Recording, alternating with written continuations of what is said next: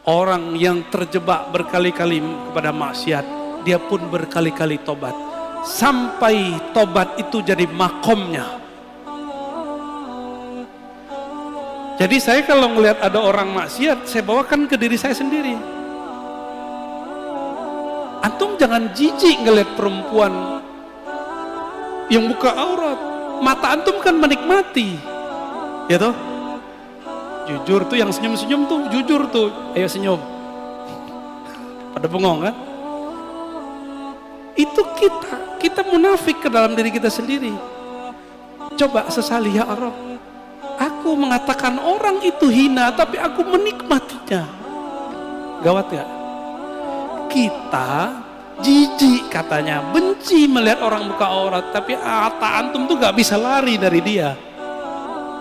Bisa nggak mata kita lari dari orang cantik, bening, buka aurat? Nggak bisa. Antum nggak ghadul basar di depan orang. Antum bisa ghadul basar depan masyarakat, depan teman. Di rumah buka Instagram bisa ghadul basar nggak? Saya nggak yakin. Jangan sok suci. Maka karena kita ini nggak ada yang benar utuh, makom pertama yang mesti kita buka adalah makom taubah.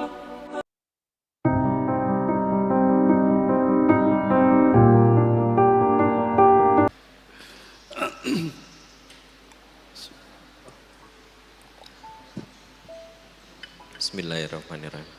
Assalamualaikum warahmatullahi wabarakatuh, Buya. Assalamualaikum.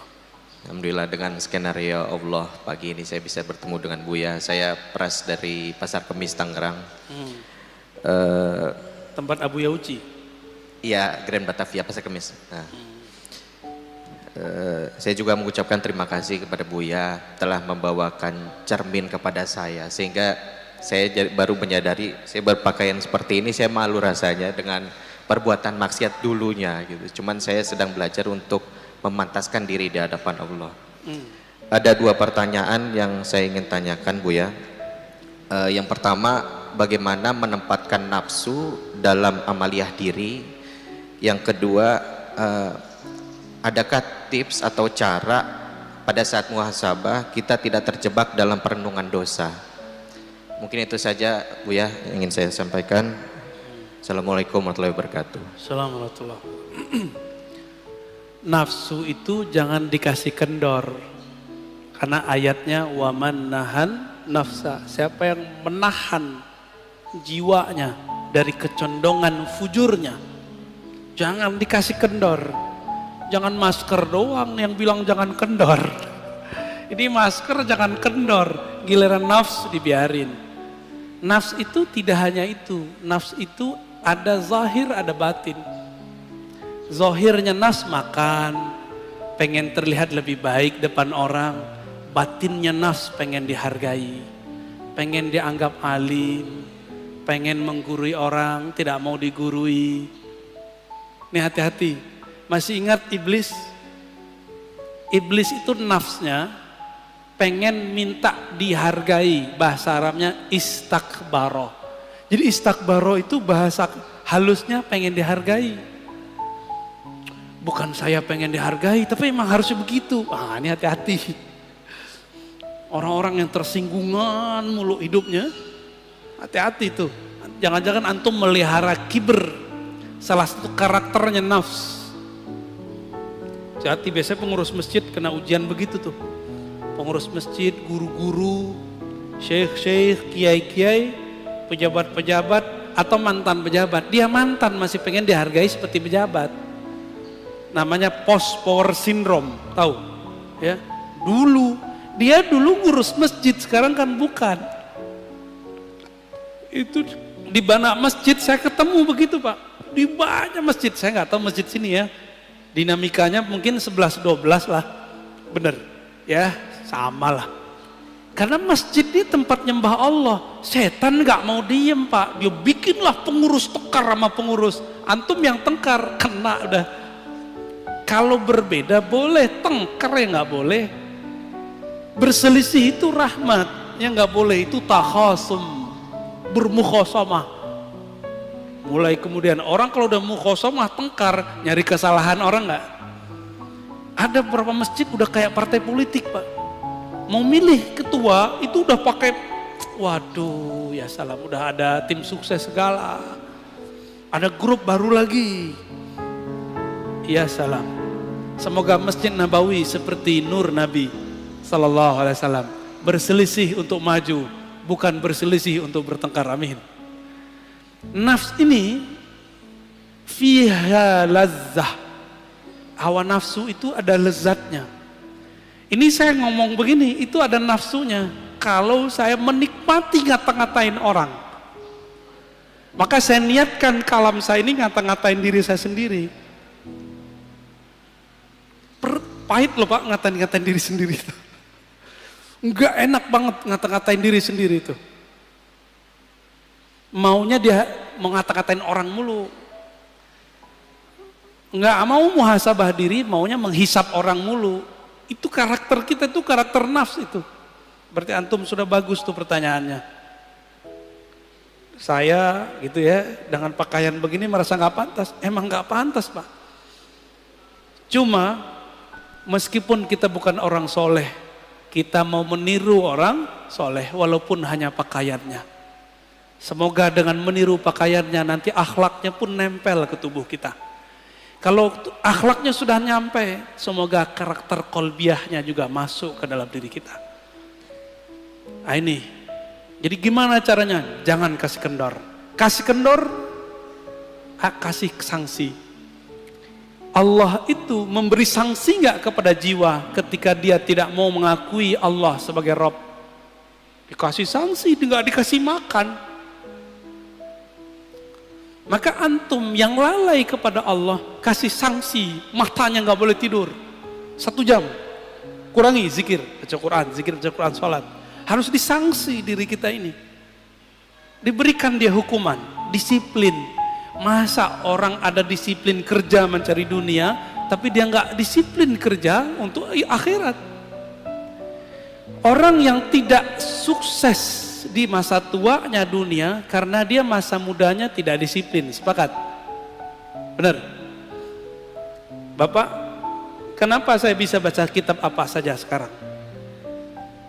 Karena saya disiplin dulu di umur, mulai dari umur 15 tahun saya belajar baca kitab, jadi telat belajar kitabnya. Kawan-kawan mungkin umur 12 sudah mulai hafal alfiah, saya belajar itu umur 15. Karena saya tahu ini ilmu mahal, nggak pernah kita tinggal lagi. Kuliah pun, ketika orang tua saya mengatakan, nak cari kerjaan bapak susah, saya bilang, Pak, apapun tolong beasiswain saya 4 tahun. Dan benar-benar Pak, saya 12 tahun mendidik nafs saya untuk tidak pacaran. Ya, itu 12 jam setiap hari. Enggak hura-hara ke sana sini, sibuk baca buku masuk. Jadi merbot di pesantren, azan. Kadang-kadang imamnya gak ada, kita jadi imam. Yang paling gawat apa? Dosen kita ini pesantren mahasiswa, dosennya gak ada. Kita masih santri, orang pada ngelirik. Terpaksalah kita maju. Di situ saya baru tahu kalau saya banyak baca Pak. Tapi saat itu karena guru jauh, kolbu masih ada sombong. Bertambah ilmu, tambah sombong. Bertambah bacaan, bertambah belagu. Itu saya alami dulu. Ini kan ada mahasiswa kita di sini udah jadi ustadz juga ya, Ibnu Hajar. Dia kan jurusan filsafat tuh. Ya, 11-12 lah kayak dia dulu. Bertambah baca kitab, bertambah sombong. Jadi saya kalau baca kitab dulu niatnya mau debat orang. Serius Pak. Jadi kalau baca ngapal hadis, saya niatin untuk debat salafi. Kalau baca kitab akidah, mau ngelawan Syiah, liberal. Kalau baca kitab filsafat, mau ngalahin orang-orang yang sok-sok ngomong filsafat. Bener-bener dulu. Gak ada yang bener. Kenapa? Di kolbu ada kibir. Di dalam jiwa ada karakter sombong yang belum dibenerin. Ketika bertambah sholat, bertambah sombong. Inilah yang terjadi pada orang baru hijrah jadi ustadz. Dirinya belum diberesin, apalagi mu'alaf. Bertahun-tahun dia makan haram. Sekarang mu'alaf dikasih panggung, gak mau jadi santri. Sedangkan serigala, hewan ternak, hewan buas yang ada dalam dirinya belum dididik. Jadi tazkiyatun nafs ini, kalau bahasa guru saya dulu, saya masih ingat Syekh Maulana Muhammad Nuruddin Al-Khalidi An-Naqsyabandi, lalu Syekh Hasan Basri Jalil Al-Qadiri As-Samani, apa kata mereka? Tazkiyatun nafs itu nak sama dengan mendidik anjing galak dalam hatimu, dalam jiwamu. Kamu itu sama, bahkan lebih jahat daripada anjing. Saya digitu-gituan sama guru saya dulu. Kamu itu lebih nakal daripada babi. Lebih jorok otaknya, seksnya daripada babi. Lebih sombong daripada monyet. Lebih sombong daripada binatang-binatang buas. Itulah kamu. Lebih nyala daripada anjing. Sekarang jadikan dia kerangkeng dia. Itu yang disebut dengan khalwat. Jadi berkhalwat itu untuk itu Pak. Apa yang lakukan orang khalwat? Puasa, zikir, sholat, kurangin melek, kurangin ngomong, kurangin mikir, banyakin zikir. Tapi harus dengan ilmu, harus dengan syekh mursyid yang alim. Alim ilmu nafs. Kalau enggak terhalu, ngaku jadi Tuhan kayak Ahmad Musodek atau ngaku jadi Nabi ya. Ahmad Musodek jadi Nabi dia. Itu prestasi orang Betawi Pak. Ada Nabi dari orang Betawi satu ya. Lumayan, Nabi ke-26. Taib, terjawab ya. Tentang nafs. Udah. Apa yang kedua tadi?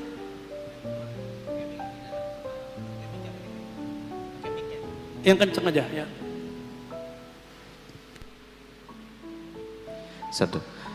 Yang kedua itu Bu ya, bagaimana supaya pada saat kita bermuhasabah, kita tidak terjebak dalam perenungan dosa. Muhasabah itu adalah cara kerja taubat. Muhasabah itu efeknya dua. Dua-duanya bagian dari taubat. Pertama melupakan dosa, namanya move on. Set, antum jadi semangat. Tapi orang yang semangat lupa dengan dosanya bisa terjebak lagi, kan setan nggak mau diem Pak. Nanti ada setan jadi orang soleh. Gimana ciri-cirinya? Yang sudah tobat ini dia belum mateng, sudah berani untuk mengklaim dirinya tobat, lalu mengklaim orang pelaku maksiat seperti dia dulu, orang-orang yang kotor. Ini banyak nih anak-anak hijrah banyak kejebak di sini karena tidak tahu seni muhasabah. Ketika kita muhasabah, dalam muhasabah pun ada setan. Itu ketika kita move on, apa yang kita rasakan? Kita menyalahkan masa lalu atau kita menyalahkan diri. Kita memandang hina orang yang melakukan masa lalu kita. Pekerjaan masa lalu kita itu masih dikerjain oleh teman kita. Kita memandang hina dia atau kita sayang kepada dia. Kalau antum sayang kepada dia, mengasihi dia, berarti sukses tobatnya. Innallaha yuhibbut tawwabin. Terjemahannya apa? Allah cinta orang yang tobat. Itu terjemahan antum. Kalau terjemahan ilmu ma'rifatnya beda lagi. Allah cinta para pendosa yang sadar dari dosanya. Itu arti aslinya. Berarti orang maksiat bisa dicintai Allah, bisa. Maka saya katakan ke dalam diri saya yang suka maksiat, kepada teman-teman saya yang masih maksiat, Allah bisa jatuh cinta kepada kita, kepada antum semua. Yang penting mau tobat. Lah Ustadz, saya tobat besok ngerjain lagi. Udah tobat lagi. Sambalado, nggak apa-apa. Taubat sambalado itu disebut tawwab, ghaffar. Apa arti ghaffar? Allah yang menerima istighfar berkali-kali. Tawwab, Allah yang menerima taubat lebih dari satu kali. Tolong jangan dengarkan lagi kalam ustadz yang dipinjam lisannya oleh setan dan mengatakan tidak boleh tobat berulang-ulang, tobat nanti saja. Itu setan yang ngomong Pak. Karena Allah mengatakan tentang ciri-ciri orang yang mengundur-undur tobat. Nanti saja kami tobat. Benar gak? Ada kan ayatnya? Ada ayatnya. tar aja tobatnya, kata kiai tobat itu cukup sekali. Nggak bener, tobat itu berkali-kali, maka ada lafaz tasdik, tawab. Coba tanya kepada orang ahli nahwu sorof, apa arti tawab? Orang yang terjebak berkali-kali kepada maksiat, dia pun berkali-kali tobat. Sampai tobat itu jadi makomnya. Jadi saya kalau melihat ada orang maksiat, saya bawakan ke diri saya sendiri. Antum jangan jijik ngelihat perempuan yang buka aurat. Mata antum kan menikmati. Ya toh? Jujur tuh yang senyum-senyum tuh, jujur tuh. Ayo senyum. Pada bengong kan? Itu kita munafik ke dalam diri kita sendiri. Coba sesali, ya Arab. Aku mengatakan orang itu hina, tapi aku menikmatinya. Gawat gak? Kita jijik katanya, benci melihat orang buka aurat, tapi mata antum tuh gak bisa lari dari dia. Bisa nggak mata kita lari dari orang cantik, bening, buka aurat? Nggak bisa. Antum nggak ghadul basar di depan orang. Apa? Antum bisa ghadul basar depan masyarakat, depan teman. Di rumah buka Instagram bisa ghadul basar nggak? Saya nggak yakin. Jangan sok suci. Maka karena kita ini nggak ada yang benar utuh. Makom pertama yang mesti kita buka adalah makom taubah. Ya. Pribadi yang suka tobat. Jadi orang yang tobat itu level pertamanya move on, lupa sama dosanya, tapi dia tidak membenci pelakunya. Ada yang kedua, selalu ingat maksiatnya. Orang begini, kalau dia punya guru mengajarkan tobat, dia tahu cara tobat. Kalau dia tobat, selalu ingat ciri-cirinya banyak nangis. Banyak merindingnya, kalau ingat begitu selalu ingat dirinya yang hina. Orang begini nggak sempet mikirin orang. Jadi kenapa ada orang hijrah, habis itu ngata-ngatain temannya padahal baru kemarin sore hijrah. Berarti dia hijrah baru pakaian dan fikrahnya, belum nafsnya. Bisa paham kenapa teman antum sekarang musuhin antum. Kenapa teman kita dulu, teman-teman ngopi bareng, ngafe bareng, sekarang malah ngajak berantem terus di grup, malah nggak mau lagi semajelis. Itu karena dia baru di sini hijrah, tapi di dalam ini belum hijrah. Apalagi kolbunya, ya. Mana ada orang ahli zikir sibuk posting video, ya nggak? Cukup lah ya. Baik teman-teman, cukuplah ayat ini. Waman jahada fina lanahdiyannahum subulana. Mau sampai kepada Allah, mujahadah. Bisa mujahadah sendiri? Tidak. Maka ikutlah mujahadah orang yang sudah sukses mujahadah. Disitulah perlu bertorikoh. Maka torikoh perlu direvisi, diinovasi setiap masa, walaupun namanya sama. Torikohnya Naqsyabandiyah, tapi ada revisi di dalamnya. Zikirnya nggak perlu direvisi, tapi metode mujahadahnya direvisi. Qadiriyahnya direvisi. Jangan kaku bertorikot. Bukankah Syekh Abah Anom juga merevisi? Bukankah Syekh Ahmad Khatib Sambas juga merevisi? Dari 2 torikot digabung jadi 1. Bukankah Abul Hasan Syazili juga merevisi? Bukankah Imam Maulana Khalid An-Naqsyabandi juga merevisi 5 torikot? Bukankah Syaziliyah Darqawiyah juga merevisi? Semua mereka merevisi. Tapi kok nyampe sekarang torikot jadi kaku, orang-orangnya jadi saklek, berarti ada yang tidak beres dalam keilmuan bertorikoh. Maka ambillah ilmu ini dari orang berilmu, jangan dari orang yang tidak berilmu. Wassalamualaikum